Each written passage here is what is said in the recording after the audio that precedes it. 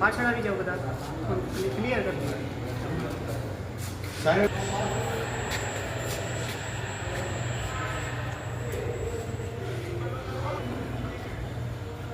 સાહેબ, આપણે મોરબીની અંદર ડીમાર્ટની બાજુમાં ફ્લોરા પામ્સ છે, ત્યાં ફાયર લાગી છે. આગ લાગી. હા.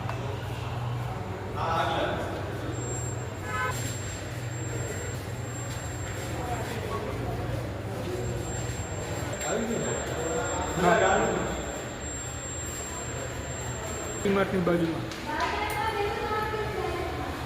હાજી.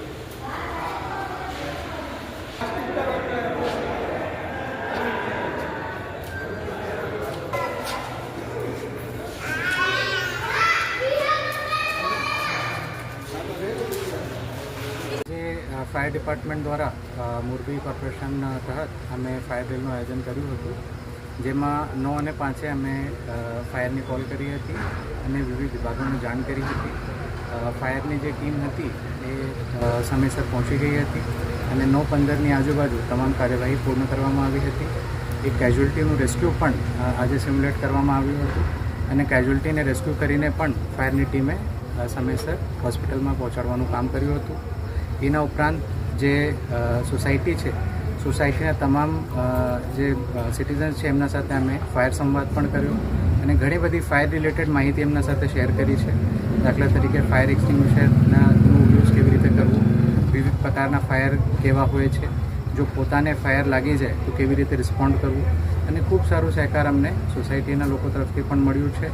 મૂળ ઉદ્દેશ્ય આ છે કે ફાયરની ટીમ એફિશિયન્ટલી કોલ આવે તો પહોંચી જતી હોય છે, પરંતુ એ પહોંચે એના પહેલાં કેવી રીતે આપણે પોતાનો બચાવ કરી શકીએ છીએ અને કોઈ પણ અનિચ્છનીય બનાવ ન બને એના માટે પ્રયત્ન કરી શકીએ.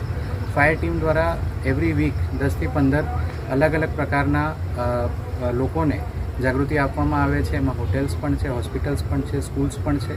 તો આજે અમે એક સોસાયટીઓનો પણ સમાવેશ આમાં કરીએ છીએ, જેથી આગળ જતાં તમામ નાગરિકો સુધી અમે પહોંચી શકીએ. સાહેબ, મોટાભાગે મોરબીમાં હાઈરાઇઝ બિલ્ડિંગો છે, ત્યાં આપણે ફાયર પહોંચી શકે એવું નથી, તો એ પરિસ્થિતિમાં બીજી શું કાર્યવાહી કરવી?